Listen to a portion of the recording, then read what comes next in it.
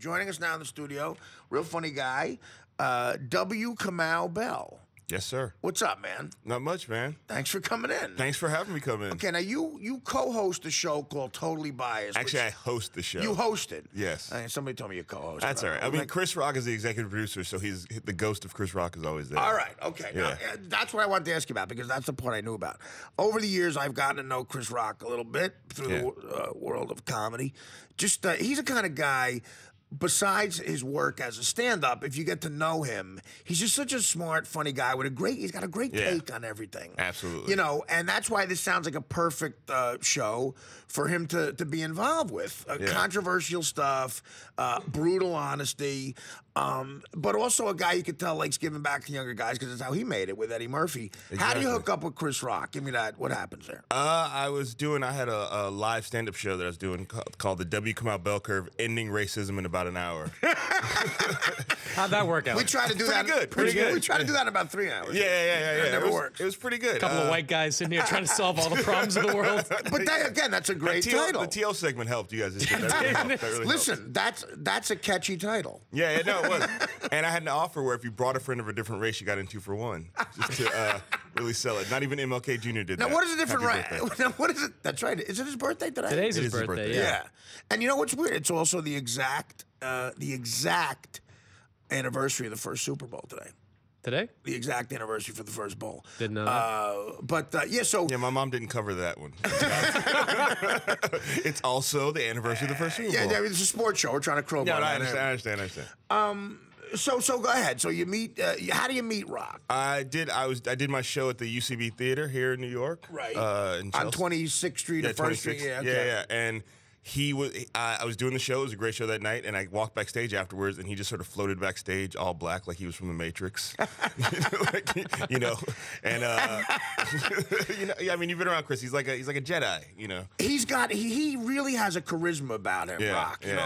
He pops, as we say in the business. Yes, he does. He walks into a room and he commands it. Yeah. If you didn't know he was famous, you would go, that guy's on something. He should be famous. Right? Yeah.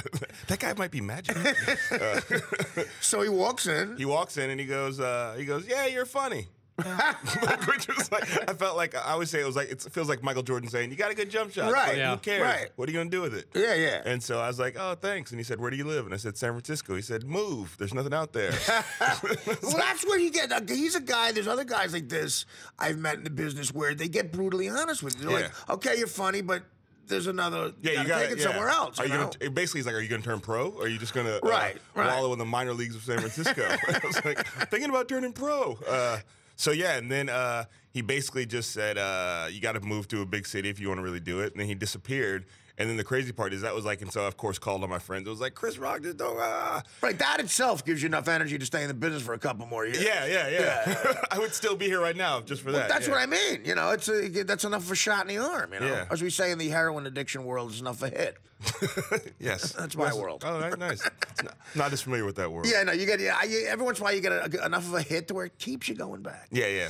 And show business can be like heroin addiction. No, it can be tragic. It is. It can be tragic. I try to quit every few days.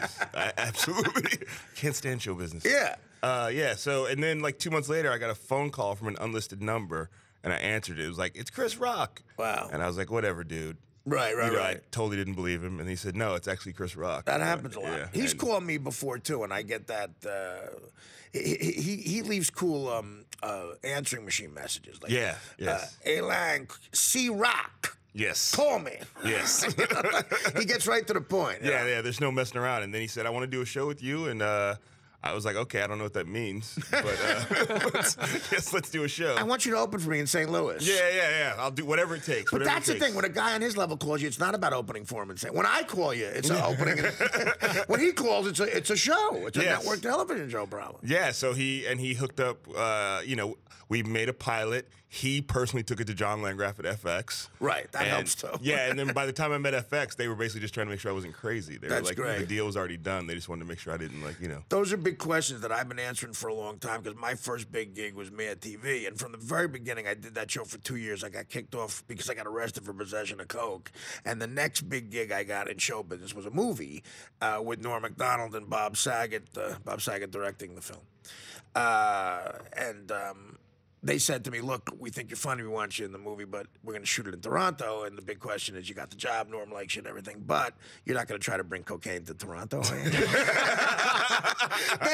they honestly said, look, you're not going to shut the production down because we're all, the feds are on us. They got to ask that question nowadays. And they figured out you weren't crazy. And they figured out, they poked at me and had me spin around in a circle and check my dog teeth sniffing and you around the corner. Check my butt, and we're like, all right. You got to check the butt in any situation. You got to check the butt. And good, and you got the gig. Yeah, I got the gig, and now I've been on FX for 13 episodes, and we got 13 more allegedly. Now explain the show. Totally it's interesting. Yeah, it's basically. It's basically like my version of the Daily Show, right. But we're not a parody of the news. We're a response to what's going on in the world. It's not the fake news. It's not the fake news. Right. Jon Stewart has that on lock. Yes, exactly. Nobody else needs to do the fake news. We just sort of read what's going on in the world, and not just the news, also cultural stuff, and then go out in the streets and talk to people and have interview people. It's a talk show. It's just with an unknown black guy hosting. Now, okay, but what kind of a staff? It's kind of like that here's show the thing. Vibe There's from back in the day. pressure. There's pressure. Oh, yeah, absolutely. Because now this is your idea. Rock comes in, gets you the gig. Yeah. But now you get a budget. As you might want to tell T.O. you have a budget. I do have a budget, yes. And so I may have T.O. budget, actually. Because FX signs my check. They may have T.O. budget. I would assume you're the head writer, obviously, and the head everything there. Yeah.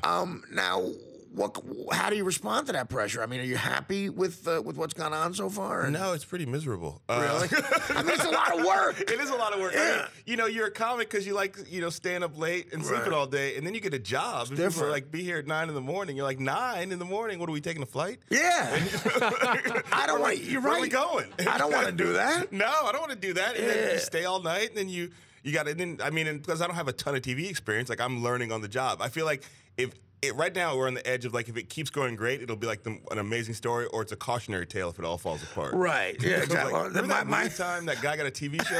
That was a weird fall. I have 20 years of a cautionary show business tale. But yours is amazing. You know what I mean? Yours is amazing. It's an epic. Mine would just be like a little footnote. There's black guys with TV shows. Dave Chappelle. That dude Chris Spencer hosted Vibe. Well, don't you think Chris Spencer? Yeah. Don't you think that Chappelle is the main reason you got that interview about the crazy?